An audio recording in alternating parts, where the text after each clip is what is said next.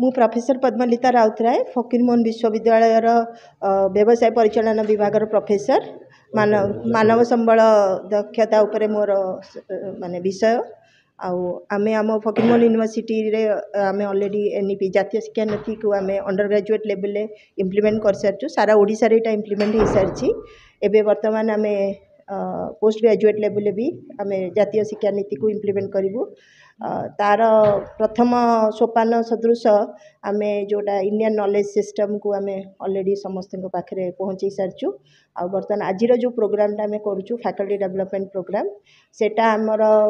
faculty माननकु पूरा focus रखिबो जे से माने निजुक केमती शिक्षा पद्धति रे परिवर्तन आनिबे शिक्षा पद्धति केवल क्लासरूम भितर न रहीकि क्लासरूम बाहर केमिति कम्युनिटी भितर सोसाइटी भितर इंडस्ट्री भितर भी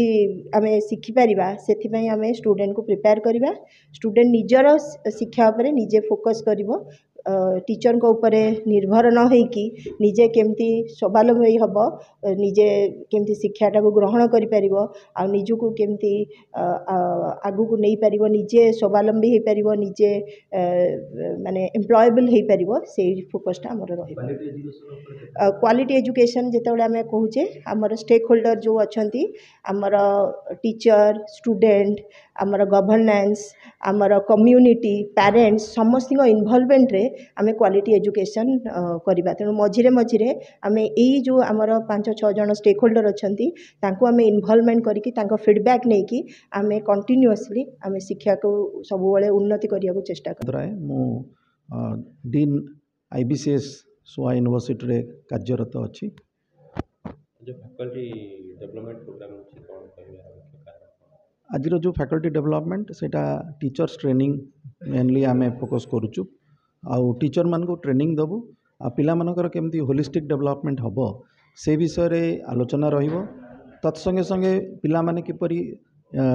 निजर गोड़े ठिया ही पारिबे निजे जेपरि चाकरी ऊपर डिपेंडेंट न करिकि निजे किछि करि परिबे क्रिएटिव इनोवेटिव हेबे ता छड़ा हमर गोटे आउ गोटे एस्पेक्ट रहउची एनईपी रे जोटा कि एंटरप्रेन्योरशिप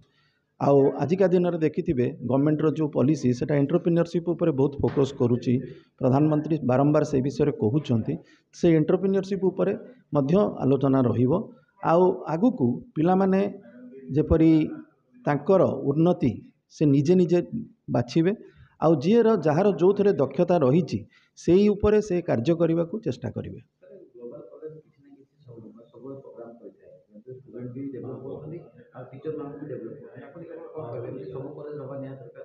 हाँ यही प्रकार प्रोग्राम सब कॉलेज करवा निहाती दरकार कहीं ग्लोबल कॉलेज बहुत सुंदर भाव में गोटे इनिशिएटिव नहीं आगु को आहरी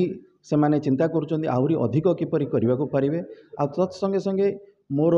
समस्त को यहाँ एडवाइस जे समस्त कॉलेज माने जेपरी यही प्रकार प्रोग्राम करिकी टीचर मानकर डेवलपमेंट करेबे आ तत्संगे संगे जदि आम टीचर मान को डेवलप करूँ ताले स्टूडेंट माने आमर निश्चित रूपे डेवलप हेबे कहीं ए ट्रेनिंग ए प्रकार ट्रेनिंग समस्त दरकार टीचर खाली नुहे समस्त दरकार आ पिला माने से अनुसार